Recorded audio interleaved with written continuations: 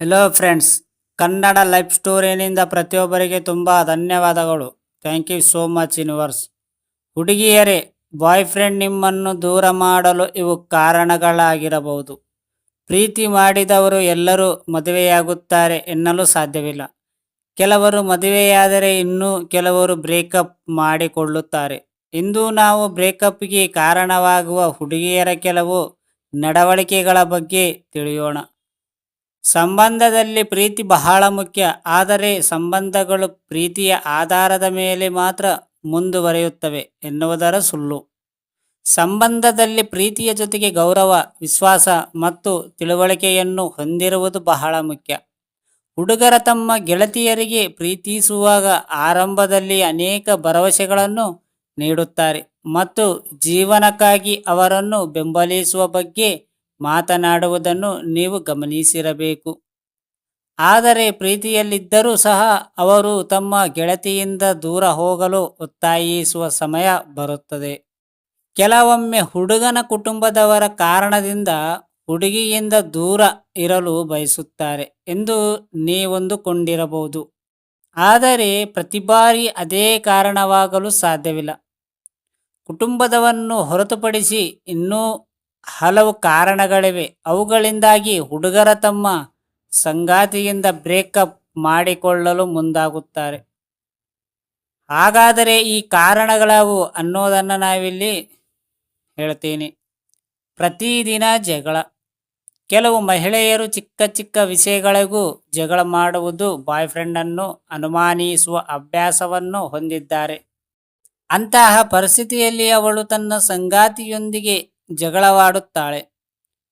ಪ್ರತಿಯೊಂದು ಸಂಬಂಧದಲ್ಲಿ ಜಗಳಗಳು ಇದ್ದೇ ಇರುತ್ತದೆ. ಹಾಗಂತ ಪ್ರತಿದಿನ ಸಣ್ಣ ಪುಟ್ಟ ವಿಷಯಕ್ಕೆ ಜಗಳವಾಡುತ್ತಿದ್ದರೆ ಮನಃಶಾಂತಿ ಅನ್ನೋದು ಇರುವುದಿಲ್ಲ.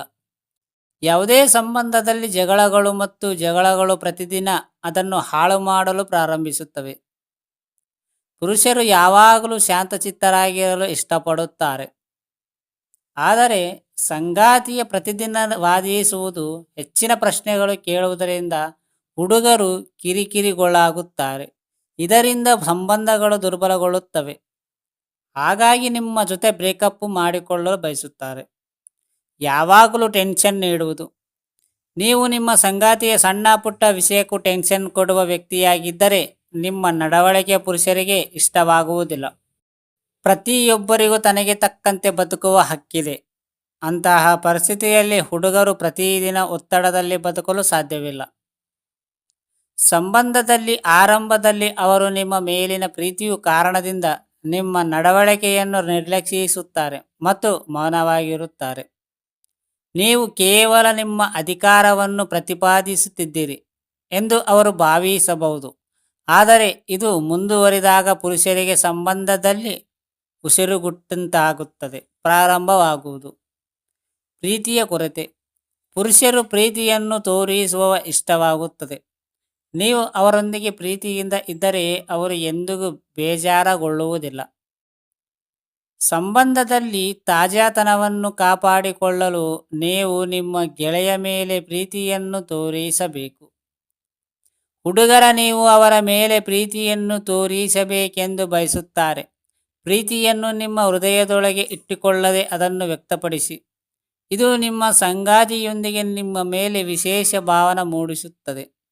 ಹೊಗಳದಿರುವುದು. ಪ್ರತಿಯೊಬ್ಬರಿಗೂ ತಮ್ಮ ಸಂಗಾತಿಯ ತಮ್ಮನ್ನು ಹೊಗಳಬೇಕೆಂಬ ಆಸೆ ಇರುತ್ತದೆ. ಅವರ ಬಾಯಿಯಿಂದ ಹೊಗಳಿಕೆಯನ್ನು ಕೇಳಲು ಇಷ್ಟಪಡುತ್ತಾರೆ. ಹಾಗಂತ ನೀವು ನಿಮ್ಮ ಸಂಗಾತಿಯನ್ನು ಪ್ರತಿದಿನ ಹೊಗಳಬೇಕೆಂದು ನಾವು ಹೇಳುತ್ತಿಲ್ಲ. ಆದರೆ ಏನಾದರೂ ಒಳ್ಳೆಯದನ್ನು ಮಾಡಿದ ಖಂಡಿತವಾಗಿಯೂ ಪ್ರಶಂಸಿಸಿ. ಹುಡುಗರ ಸಹ ಅವರು ಮೆಚ್ಚುಗೆಯನ್ನು ಕೇಳಲು ಇಷ್ಟಪಡುತ್ತಾರೆ. ಆದರೆ ನೀವು ಯಾವಾಗಲೂ ಅವರಲ್ಲಿ ಕೊರತೆ ಇರುವಾಗ ಮತ್ತು ಕೀಳರಿಮೆಯನ್ನು ಅನುಭವಿಸಲು ಪ್ರಾರಂಭಿಸಿದಾಗ ಅವರು ನಿಮಗೆ ಅರ್ಹತೆ ಎಂದು ಭಾವಿಸುವ ಸಮಯ ಬರುತ್ತದೆ. ಅಂತಹ ಪರಿಸ್ಥಿತಿಯಲ್ಲಿ ಪುರುಷರು ತಮ್ಮ ಗೆಳತಿಯನ್ನು ಬಿಡಲು ಮನಸ್ಸು ಮಾಡುತ್ತಾರೆ. ಒತ್ತಡವನ್ನು ಹೇರುವುದು. ನೀವು ಅವರನ್ನು ಎಲ್ಲೂ ಹೋಗದಂತೆ ತಡೆಯಲು, ಅವರ ಸ್ನೇಹಿತರನ್ನು ಭೇಟಿಯಾಗಲು ಅಡ್ಡಿಪಡಿಸುವುದು ಮತ್ತು ತಮ್ಮ ಜವಾಬ್ದಾರಿಯನ್ನು ತೆಗೆದುಕೊಳ್ಳುವಂತೆ ಅವರ ಮೇಲೆ ಒತ್ತಡ ಹೇರುವುದು ಅವರಿಗೆ ಇಷ್ಟವಾಗುವುದಿಲ್ಲ. ನೀವು ಅವರಿಗೆ ಸಂಬಂಧದಲ್ಲಿರುವುದ ಪ್ರಾಮುಖ್ಯತೆಯನ್ನು ಅರ್ಥ ಮಾಡಿಕೊಳ್ಳಬೇಕು ಮತ್ತು ಎಲ್ಲಾದರೂ ಮೇಲೆ ಮಿತಿಗಳನ್ನು ಹೇರಬೇಡಿ. ಅವರ ಜೀವನವನ್ನು ನಿಯಂತ್ರಿಸಲು ಪ್ರಯತ್ನಿಸಬೇಡಿ. ತಮ್ಮನ್ನು ನಿಯಂತ್ರಿಸುವಂತಹ ಮಹಿಳೆಯರೊಂದಿಗೆ ಪುರುಷರು ಹೆಚ್ಚು ಕಾಲ ಇರಲು ಬಯಸುವುದಿಲ್ಲ. ಫ್ರೆಂಡ್ಸ್, ಅರ್ಥ ಆಯ್ತಾ ಈ ಸ್ಟೋರಿ ಕೇಳಿದ ಪ್ರತಿಯೊಬ್ಬರಿಗೆ ತುಂಬ ಧನ್ಯವಾದಗಳು. ಥ್ಯಾಂಕ್ ಯು ಸೋ ಮಚ್ ಎಲ್ಲರಿಗೂ.